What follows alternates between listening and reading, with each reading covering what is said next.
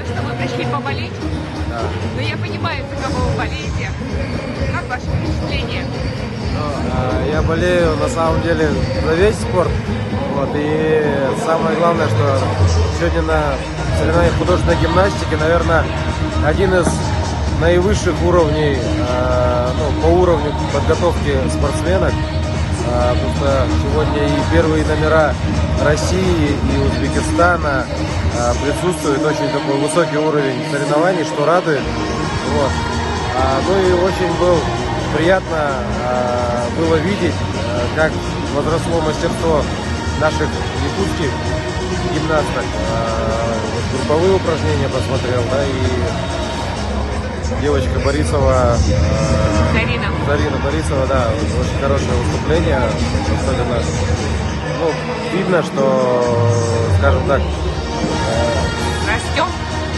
идет рост, да, особенно в групповых упражнениях, потому что на самом деле для республики это новый такой, новый, не то что вид, дисциплина художественной гимнастики, потому что раньше всегда было индивидуально.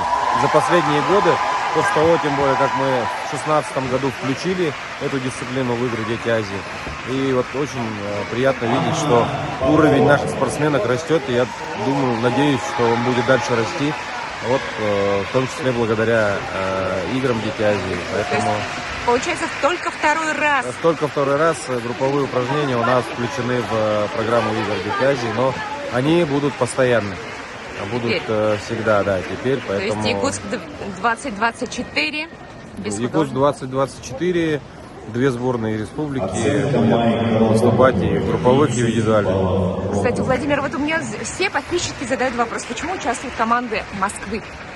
Я не могу. Да, Москва, Башкортостан, Татарстан, они участвуют в играх Дети Азии на основании документов комитета, на основании межправительственных соглашений между Республикой Саха-Якутия и правительственными вот этими субъектов Москвы, Татарстана и Башкортостана, где уже исторические дружеские отношения.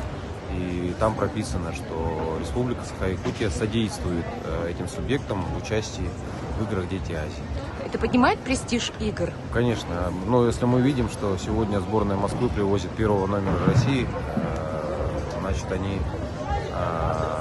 Это будущая олимпийская чемпионка.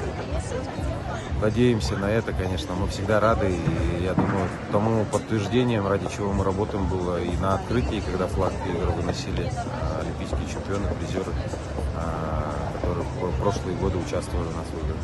То есть идея игр такая, что олимпийские чемпионы, они передают флаг, вообще вот это все, у нас энергию на самом победы.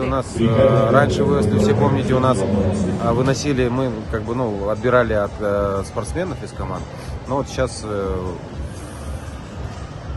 В 2018 году управление комитета международного утвердило правило о том, что к полотнищу флага игр могут прикасаться только призеры и чемпионы игр Дети Азии. Поэтому на открытии у нас теперь будут всегда выносить, так скажем, выпускники, а на закрытии уже чемпионы прошедших игр. Поэтому вот такая небольшая такая традиция, которая будет от игр к играм, я надеюсь, она закрепится. Потому что это... Дети, которые должны участвовать, они должны видеть, к чему они должны стремиться. Они должны видеть, что на самом деле игры дают толчок. И один из главных наших девизов Дети Азии — это начало побед, поэтому он должен двигать, толкать детей, чтобы они могли... у них появилось чувство победы, да, вкус победы, и с другой стороны, они почувствовали, что они могут соревноваться со своими сверстницами. Спасибо. Спасибо. Татьяна, в первую очередь я вас благодарю за такую большую работу, которую проделала судейская комиссия. И хочу спросить про Якутию, команду Якутии. Первый день у нас был провальный, 20 баллов мы получили. Но второй более-менее. Сегодня мы тоже показали такой результат. вы со стороны, как наши выглядят девочки, как вы их можете оценить, какой у них потенциал, что вы можете им пожелать нашей команде? Пожелать, конечно, я могу самое главное здоровье и дальнейших успехов.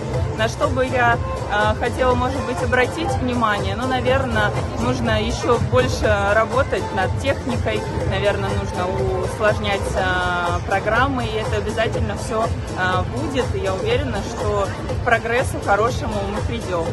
Я увидела уже хорошие результаты, например, в частности, артистики той же. Девочки показали очень хороший результат.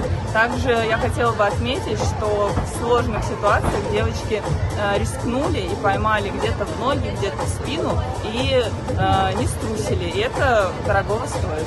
Поэтому, да, по предмету. Поэтому могу только поздравить. И я считаю, что выступление все-таки успешное. Может быть, не такое блестящее, как хотелось бы. Вам, как, наверное, руководителю виднее, к своим всегда больше придираешься. Но в целом нам очень понравилось. А скажите, что можно сказать по поводу работы региональной федерации? Вот федерация, она проводит огромную работу. У нас Людмила Валерьевна Николаева. Вот, да, знаю, что команда готовилась и стажировалась в центре гимнастики в Ульяновске. Знаю, что с ними работали очень много, и без поддержки федерации, без Людмилы Валерьевны это, конечно, было бы невозможно, потому что мы все понимаем, что нужно приложить много и усилий, и финансовых затрат. Поэтому то, что сегодня у этих девочек есть такая поддержка в лице Людмилы Валерьевны, это, конечно, опять же, тоже дорогого стоит. И я вам скажу, что если человек не хочет, если он равнодушен, он и не будет делать.